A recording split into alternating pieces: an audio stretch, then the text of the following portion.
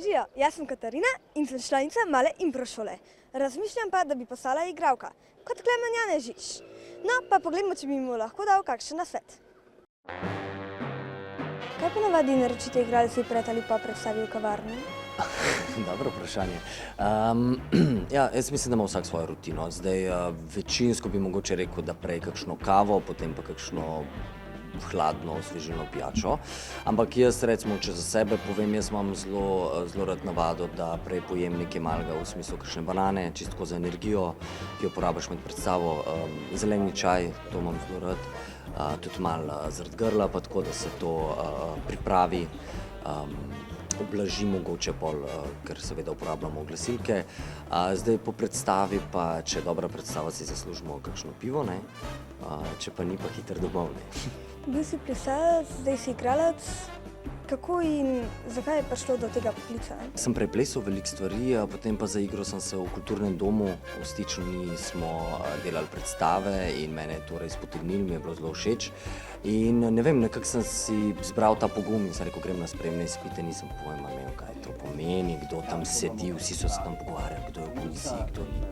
Nisem vedel, kdo so ti ljudje, bolj kasneje moji mentori. Tako da sem prišel dosti iz negledališkega sveta, ne igralsko, mislim tudi družina moja. In sem se v tem zelo našel, moram reči. Zdaj, kar se tiče pa plesa, je pa ful dobro, ker mi ta poklic ponuja tudi možnost plesanja in ukvarjanja s tem in zdaj delam magisterij iz umetnosti giba, kar pa v bistvu, ker ples je neka moja res ljubezen in sem zelo vesel, da lahko to zdaj združujem in pač uporabljam vse, kar sem se tudi prej od plesa naučil. Jaz sem improvizatorka. Moraš li ti kaj improvizirati na odru? Tudi sam sem bil član improvizatorske skupine, ampak v bistvu je tako, odvisno je seveda, ko je predstava, če se zgodi kaj nepričakovanega, igralci odreagiramo in to je improvizacija. Se pravi, da nekdo pozabi priti na oder oziroma ga ni, kakorkoli že, je potrebno zdaj nekaj narediti, ne. In zdaj ful smo pametni, kaj vse bi lahko, ampak v danem momentu je pa kar in potem se vidi, koliko imaš teh sposobnosti. Je pa tako, se pa kdaj dela tudi predstave, ki bazirajo na tem, da igralci improviziramo in potem režiser recimo samo doda čustvo, doda prostor in potem mi dva probava kot soigralca, improvizatorja, sestaviti, zgraditi nek prizor. To je tudi recimo način. Pa se kdaj zaneseš tudi na šepetalko? V bistvu ne, ker jaz nisem navajen na to. Mi tudi na akademiji, pa tudi kjerkoli sem delal pred dramo, ni šepetalk. To je res samo pač v teh večjih institucijah. Na velikem odru, v mali drami je ni, naprimer. Ampak jaz dejansko ne znam uporabljati šepetalke, ker to je fascinantno pozvati nekatere igralce, ki lahko, kot bi ti jaz rekel, en tekst skle, on se postavi, mu ga ona šepeta in on ga tako govori samozavestno, kot da ga zna na pamet. Pa on sam sliši in gre to direktno ven. Mene pa to zmede, če mi nekdo, ne razumem. In zdaj že bolj živčen ratam, tako da se raj zanesem ali pa znajdem kako po svoje, če se mi zgodi kakšen blackout. Ker v danem momentu, ker imam, ne vem, teksta pozabil sem pa še njo, ona pa še tako govori. Tako da šepetalke predvsem mogoče malo starejši kolegi res znajo zelo dobro uporabljati. Igralci se znajdete tudi v različnih situacijah. Kako pa je, če se moraš kdaj poljubiti s kakšnim soigralcem ali pa soigralko, je kaj zadrege? Jaz mislim, da je vsakega sram in mislim, da igralci moramo nositi v sebi sram, se pravi, da nas je malo sram ene stvari narediti, da ne smeš biti, ker seveda in to, ker to je tudi en lep človeški moment, ne se tudi zgodi dejansko, ampak seveda, sploh ki je prvič, pa tako, čeprav jaz moram reči, da zdaj po tem usodnem vinu, kjer Martin je kar priden, a veš, pa tukaj imam tudi predstave, kjer v večini igram nekega ljubimca, sem nekako se kar že navadil tega. Res gre za neko profesionalno distanco do tega, res je, kot da bi nekomu roko stisnil. Vem, da se to čudno sliši, pa da mogoče gledalci ali pa ne razumejo tega vsem, ampak res pride do ene čisto profesionalne distance. Tako da zdaj sem že navajen. Je pa seveda vedno znova, ko pride projekt in pride nekdo, s katerim še nisi, recimo, se poljubil nikoli in tako, je seveda vedno malo, malo nas je sram, pa nekaj malo tla gledamo pa to, ampak to je vse del našega poklica. Če si veliko na malih ekranih, pride slava. A te to moti ali ti je to všeč? Veš kako je, ne? Ta beseda slava. Ne? Zdaj, kaj to sploh je? Absolutno je prepoznavnost. Se pravi, da mene ljudje prepoznajo, tudi mislijo, da me poznajo, da sem jaz Martin in da sem točno tako, kot je ta lik. Jaz bi lahko bil pri življenju, nisem popolnoma drugačen. Tako kot recimo Rok Matek, ki igra Robija v seriji, ne? Tega, ne? On je drugač super dečko, ampak ljudje ga pa vidijo kot nekega čudaka in tako nasilneža, ne? No in ta prepoznavnost, no, ker jaz mislim, da če je nekdo slaven, to pomeni, da ti prideš nekam in se ti nudijo najboljši pogoji in te plačajo zelo dobro in tako. Temu jaz rečem, ali pa da nekako v zgodovini pustiš nek res pečat, to je slavna oseba. V bistvu me ne moti. Moram reči, da je kar fajn in zabavno, kdaj v bistvu videti, kaj ljudje vse so pripravljeni ti povedati in tako. So pa seveda, jaz sem zelo vesel, da zdaj se končuje ta serija, ker jaz po naravi nisem ravno ta, ki bi razkrival stvari o sebi in mi bo kar pasalo, da se vse skupaj malo umiri, vseeno to. In tako da je fajn, da dobiš kakšen sendvič več, sladico zastonj, mogoče osrečaš nekoga, če se fotografiraš z njim, kar je vedno lepo. In sem vesel, da sem pa to izkusil. Nisem si mislil, da bom kdaj dal tako avtogram, res ne. Kaj pa najraje počneš v prostem času? Ko ga imamo, zelo rad se ukvarjam s športom. Tudi se mi zdi, da za igralca je pomembno, da je, ne reče, da moramo biti vsi mišičasti in suhi in tako sploh ne, ampak da je v neki kondiciji, psihični in fizični. Tako da pravim za to malo skrbeti, pa tudi malega sem navajen se ukvarjati s športom, tako da mi to pomaga.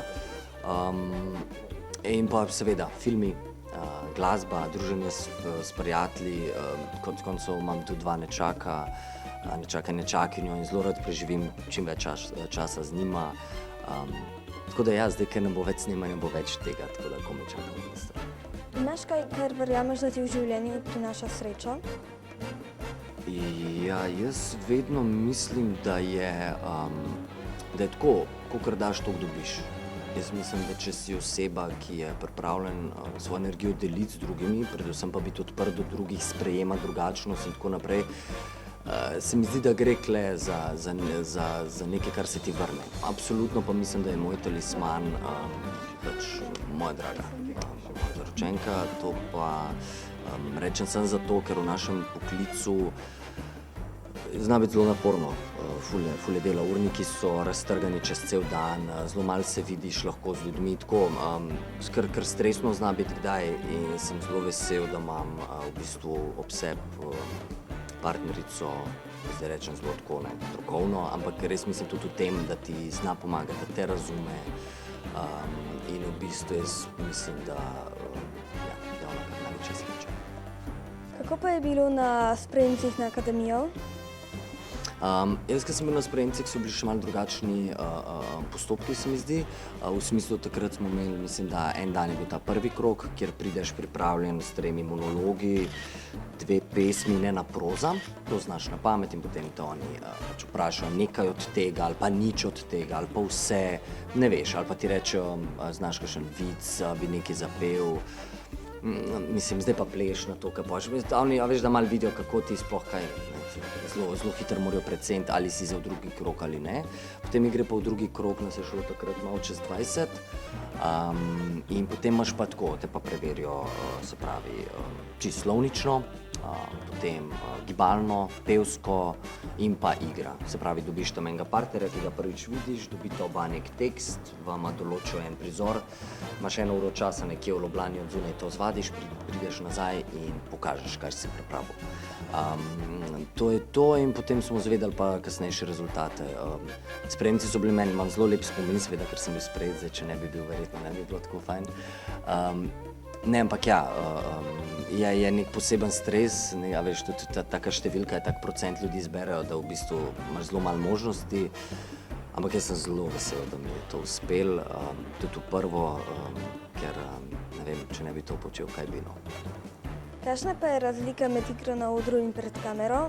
kje se počutiš bolj sproščeno? Zelo veliko vlogo tukaj igra pač Usodno vino, ta serija, zato ker smo toliko veliko snemali. Je ful veliko minutaže bilo pred kamero in sem se tudi pred kamero in pač če je 30 ljudi zraven tebe, kot da jih ni. Mislim, navadiš se, ker je toliko in toliko kilometrine. Seveda v gledališču imamo odprej že, predvsem pa naša akademija je zelo usmerjena gledališko. Tam se z gledališčem sem ves čas ukvarjal, s filmom zelo malo. Tako da mogoče sem pred Usodnim vinom bi absolutno ti odgovoril, da gledališče, bolj sproščeno, bolj suveren sem v tem. Zdaj pa v bistvu ne vem, kje je boljš. Meni je super oboje delati in z veseljem bi še posnel kakšen film, serijo, delal tudi v gledališču, kombiniral to, ker je razlika. V igri se mi zdi, da v principu tako v osnovi ni. Mislim, ti, če imaš lik, ga gradiš, ti moraš imeti se prav pokritje notranje za njega, njegovo notranjo pokrajino, vse to. Je pa v izraznosti pa je, se pravi v gledališču, ko imam jaz izbruh, recimo kot Vronski na Ano, jaz zatulim, kolikor je to možno, mislim, iz preponov vse nadzorovano, ampak da res gre glas, Če se pa jaz zdaj tako zadenem tukaj, je pa to preveč, Tako da v bistvu tukaj gre za neke te, koliko daleč moš koga doseči, koliko velik prostor je, v katerem igraš, in pa tudi od same situacije, Tako je v drami, a že slavni Shakespeare je rekel: ves ta svet je oder in moški in ženske samo igralci. Adijo!